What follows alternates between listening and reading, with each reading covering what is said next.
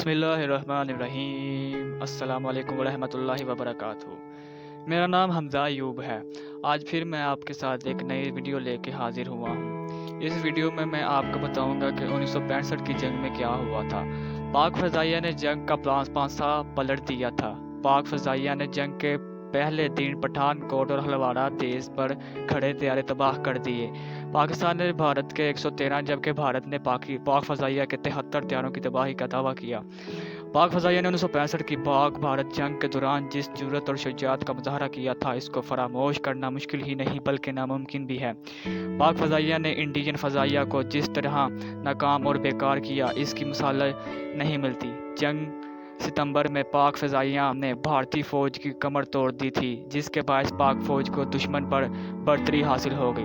پاک فضائیہ اور بھارتی فضائیہ پہلی مرتبہ 4 نومبر 1948 کو سامنے ہوئے تھے، جب سکردو کے اوپر پاک فضائیہ کے ڈوکنا طیارے کو انڈین فضائیہ کے 2 ٹیمپیسٹ طیاروں نے گھیرے میں لے کر گرانے کی کوشش کی، لیکن پاک فضائیہ کے بہادر فلائنگ آفیسر مختار ڈوگر نے اپنے ایک افسر کی شہادت اور ایک زخمی افسر کے باوجود جو ٹیمپیسٹ طیاروں کی فائرنگ سے شہید اور زخمی ہوئے تھے۔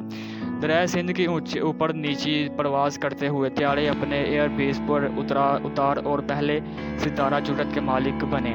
1965 سے پہلے پاک فضائیہ کے ایک F-86 سپر نے 10 اپریل 1959 کو ایک انڈین کینبرگ اکو مار گرایا، جو عید کے روز پاکستان کے علاقہ راولپنڈی کے اوپر تصاویر اتارنے کے لیے گھس آیا تھا۔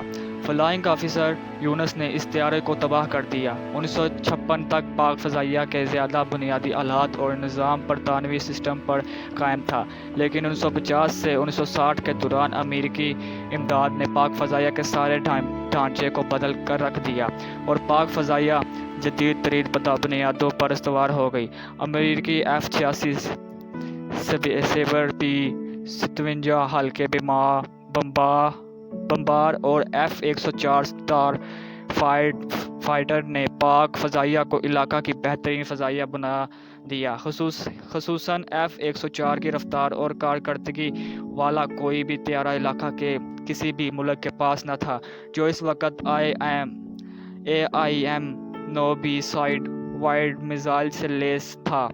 ایئر مارشل نور خان کی زیر قیادت جب ایک پاک فضائیہ جنگ ستمبر میں داخل ہوئی تو اس وقت پاک فضائیہ 1500 افراد پر مشتمل تھی، جس کے پاس 100 عدد F-86 سبیر، 25 عدد B-57 بی بمبار اور 12 عدد F-104A بی طیارے موجود تھے۔ F-86 سیر بہت کامیاب طیارہ تھا جو ڈاگ فائٹ میں مشہور تھا اور کوریائی جنگ میں اپنی پھرتی اور کامیابی کے جوہر دکھا چکا تھا۔ F-86 سیبر میں AIM-9 be side wide missile بھی نصب ہو سکتے تھے، جو تقریباً پورے F-86 کے فلیٹ کے تیسرے حصہ پر ہی نصب تھے، لیکن پھر بھی یہ کافی اہم صورتحال تھی کیونکہ یہ ان طیاروں کی کارکردگی کو بہت بڑھاتے تھے۔ اس کے علاوہ F-86 200 پاؤنڈز وزنی اسلحہ بھی استعمال بھی پھینک سکتے تھے، جن میں بم، راکٹ اور دیگر اشیاء شامل ہیں۔ F-104 اسٹار فائٹرز اس وقت بنیادی طور پر ایک ٹیکنالوجی میں ترقی کا نشانہ تھا۔ اس کی تیز رفتاری اور پھرتی کے بہت چرچے تھے۔ اس میں 20 ملی لیٹر کی گن نصب ہوتی تھی۔ اس کے علاوہ 2 عدد سائیڈ وائڈ میزائل بھی نصب ہو سکتے تھے۔ اس طیارے کی جدید ساخت جو پاکستان کے پاس نہیں تھی، وہ ایٹمی ہتھیار بھی اٹھا سکتی تھی۔ یہ طیارے 29,517 پاؤنڈز وزن اٹھانے کی صلاحیت رکھتے تھے۔ اس کی رفتار 1328 میں فی گھنٹہ تھی، جو کسی دوسرے پاکستانی یا انڈین طیارہ کی 1965 کی جنگ میں نہیں تھی۔ P-57 بی درحقیقت برطانوی کیمبر ایک امریکی شکل ہے جو جنگ کے وقت پاکستان کے پاس 25 کی تعداد میں تھے۔ وہ انجنوں والے سے بمبار میں 20 ملی لیٹر کی 4 گنیں نصیب ہوتی تھی، جس میں ہر ایک گن سے 290 راؤنڈ فائر ہو سکتے تھے۔ یہ طیارہ ایٹم बम उठाने की सलाहियत भी रखता था। इसमें 2000 किलोग्राम वजन बम लगाए जा सकते थे, जबकि त्यारे के बैरूनी पॉइंट्स पर 1300 किलोग्राम वजनी बम और रॉकेट भी निस्ब हो सकते थे। पाक फ़ज़ाइया के पास T-33 त्यारे थे जो तरतीबी त्यारे हैं, लेकिन दूसरी दफाई लाइन के तौर पर ये त्यारे मुल्की फ़ज़ाई लड़ाई के अलावा 2000 पाउंड वजनी बम भी फेंक सकते थे। दूसरी तरफ भारतीय फ़ज़ाइया 1962 में चीन से जंग में कामयाबी हासिल न कर पाई थी, जिस वजह से भारतीय फ़ज़ाइया में वसीह पैमाने पर बहुत बेहतरी लाई जा रही थी। 1965 की जंग में एयर मार्शल अर्जुन सिंह फ़ज़ाइया के कमांडर थे और इनको 27 लड़ाका स्क्वाड्रन, जिसमें हर एक में 16 त्यारे थे, और 3 बमबार स्क्वाड्रन की ताकत हासिल थी, जिसमें 8 अदद दमग 21 जो भारतीय फ़ज़ाइया में नई सोच के अक्कास थे, 118 हाकर हंटर, 80 मीटर AIV लड़ाका बमबार, 50 अदद जी नेट, 56 तूफानी organ fire bomber, 132 vampire लड़ाका bomber, 53 कैम्बरा bomber त्यारे और 7 अदद कैम्बराए जासूसी शामिल थे। MiG-21 त्यारे इंडियन फ़ज़ाइया में बिल्कुल नए थे और इनको बहुत महदूद पैमाने पर इस्तेमाल किया गया। MiG-21 भारतीय फ़ज़ाइया के पहले सुपर सोंग त्यारे थे। हाकर हंटर भारतीय फ़ज़ाइया का बुनियादी असासे थे। ये त्यारे बहुत मकबूल हुए थे, लेकिन इंडियन फ़ज़ाइया को इन त्यारों से 1962 और 1965 दोनों जंगों में कोई ख़ास फ़ायदा न हुआ। इस त्यारा की रफ्तार 715 मील फ़ी घंटा थी और ये त्यारा 30 मिलीमीटर की 4 गनों और आकटों से मज़ीन होता था। इसमें साइड वाइड और म्यूरिक मिसाइल भी निस्ब हो सकते थे। इसके अलावा त्यारे 57 किलोग्राम वजनी बम भी उठा सकते थे। जी नेट त्यारा बरतानिया का त्यारा करदा था, लेकिन ये त्यारा रॉयल एयरफोर्स की ज़रूरियात पर कभी पूरा ना उतर सका। इंडियन फ़ज़ाइया को ये त्यारा बहुत पसंद आया और जी नेट को सबसे ज़्यादा इंडिया ने मुल्की तौर पर बनाया और सबसे लंबा अरसा इस्तेमाल भी किया। यह त्यारा बहुत सादा टेक्नोलॉजी का हामिल था और इस पर लागत भी कम आती थी, इसलिए भी इंडियन फ़ज़ाइया ने इसे बहुत पसंद किया। यह त्यारा 20,000 फुट की बुलंदी पर 695 मील फ़ी घंटा रफ्तार से परवाज़ कर सकता था। इसमें 230 मिलीलीटर की गन्ने लगी होती थी और यह त्यारा सिर्फ 227 किलोग्राम का बम उठा सकता था। और ऑर्गन, जिसे इंडिया में तूफानी का नाम दिया गया था, यह फ्रांस में तैयार होने वाला पहला जेट लड़ाका त्यार था। फ्रांस ने इन त्यारों को 1965 में अपने मुल्क की फ़ज़ाइया से फारिग कर दिया था, लेकिन यह त्यारा भारतीय फ़ज़ाइया में काम करते रहे। ये त्यारे 4 अदद 20 मिलीमीटर की गन्नों से लेस होते थे, जिसमें हर एक में 125 राउंड होते थे। यह त्यारा 2270 किलोग्राम के बम या रॉकेट उठा सकता था।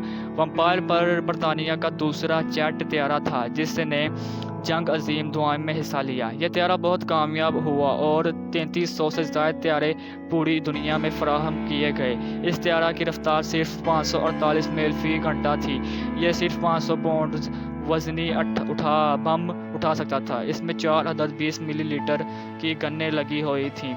कैम्बर बमबार त्यारे में 800 पाउंड्स उठाने की सलाहियत थी, जो इसे बहुत कामयाब बनाती थी। ये त्यारे 2005 तक भारतीय फ़ज़ाइया की सर्विस में रहे। 1965 की जंग में पाक फ़ज़ाइया ने कुल 2364 मरतबा फ़ज़ाइया का रुख किया, जबकि इंडियन फ़ज़ाइया ने कुल 3937 मरतबा किया। पाक फ़ज़ाइया और इंडियन फ़ज़ाइया 1 सितंबर 1965 से ही हरकत में आ गई थी। कश्मीर के इलाकों पर बमबारी के लिए आने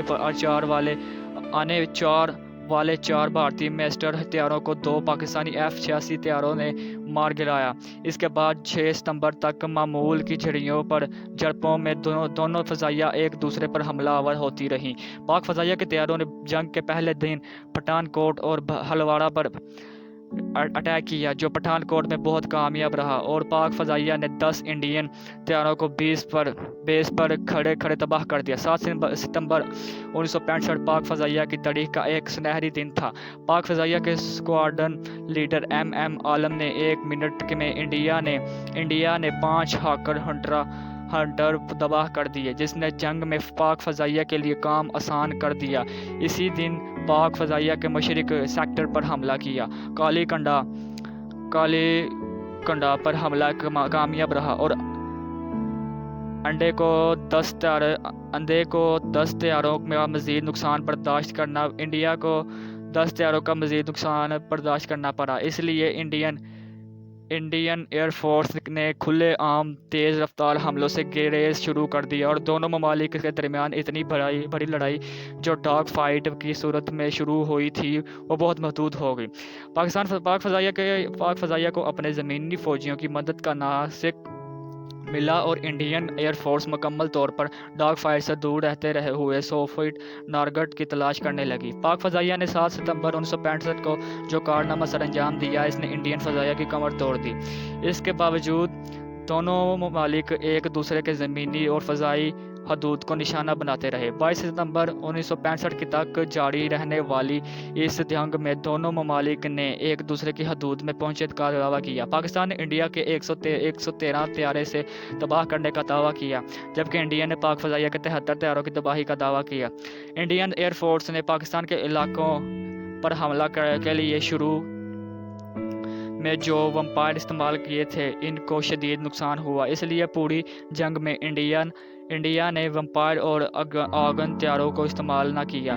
اس لیے انڈین ہاکر ہنٹر طیارے F-86 سپیر فضائیوں میں بہت بہتر ثابت ہوئے۔ انڈیا کی طرف سے جی نیٹ اور کیمبرا کے طیاروں نے بھی بہت کامیاب آپریشن کیے، لیکن آزاد ذرائع کا کہنا ہے پاکستان نے زیادہ کامیاب آپریشن کیے، اگرچہ وہ کھل کر اس کا اظہار نہیں کرتے آئے۔ پاک فضائیہ کے کامیاب آپریشن کا اندازہ اس سے لگایا جا سکتا ہے کہ جنگ کے آخری دنوں میں بھاری بھرکم سی 130 طیاروں نے بھی بمباری میں حصہ لیا۔ 130 ٹرانسپورٹ طیارے کو اس طرح استعمال کرنے کا پہلا واقعہ تھا، اگرچہ بعض مبصرین کہنا ہے کہ پاک فضائیہ کو طیاروں کی کمی کا سامنا تھا۔ حقیقت یہ ہے کہ پاک فضائیہ کو امریکی امداد کی بندش کا سامنا تھا، جو امریکی ساختہ طیار استعمال کر رہی تھی۔ اسے ایک ٹینک کہنا چاہیے، جس سے ان لڑاکا طیاروں کی سروس کے گھنٹے بچائے گئے۔ پاک فضائیہ نے T-33 ترتیبی طیاروں کو بھی دن کے وقت بمباری کے لیے استعمال کیا، جو پاک فضائیہ کی فضائی برتری کا واضح ثبوت ہے۔ بھارتی گراؤنڈ اٹیک اس قدر آسان نہ تھا۔ انڈیا کو طیارہ سکن توپوں کے ساتھ SA-2 طیارہ سکن میزائلوں کا بھی فائدہ تھا، لیکن ان کے باوجود پاک فضائیہ کے طیاروں نے ماری پور، جمنا نگر، آدم پور اور پٹھان کوٹ پر کئی مرتبہ بمباری کی۔ جنگ کے آخری دنوں تک میں کئی مرتبہ پاک فضائیہ کے پائلٹ انڈین فضاؤں میں جا کر واپس آتے رہے۔ اس لیے شاید جنگ ختم ہونے کے بعد ایئر مارشل اصغر خان نے بھارتی فضائیہ کے ایئر مارشل کو پاکستان آنے کی دعوت دی تاکہ وہ پاک فضائیہ کا نقصان دیکھ لیں، جس کا دعویٰ بھارتی میڈیا اور حکمران کر رہے ہیں، اور حقیقت اس دعویٰ میں کس قدر صداقت ہے۔ پاک فضائیہ کی یہ دعوت بھارتی ایئر مارشل نے قبول نہ کی۔ پاک فضائیہ نے جنگ کے بعد عالمی میڈیا کو خود دعوت دے کر اپنے نقصانات اور بھارتی دعووں کے بارے میں بریفنگ دی، جو یقیناً پاک فضائیہ کی اصلی کامیابی تھی۔ پاکستان زندہ باد۔ تو دوستو، کیسی لگی یہ آپ کو میری ویڈیو؟ امید کرتا ہوں کہ آپ کو ویڈیو اچھی لگی ہوگی۔ اگر آپ نے ابھی تک میرا چینل سبسکرائب نہیں کیا تو سب سے پہلے چینل کو سبسکرائب کریں، ساتھ ہی بیل آئیکن کا بٹن ہے اس کو دبا دیں تاکہ میری ہر نئی آنے والی ویڈیو آپ تک پہنچ سکے، اور لائک کریں، کمنٹ کریں، شیئر کریں۔ اللہ حافظ۔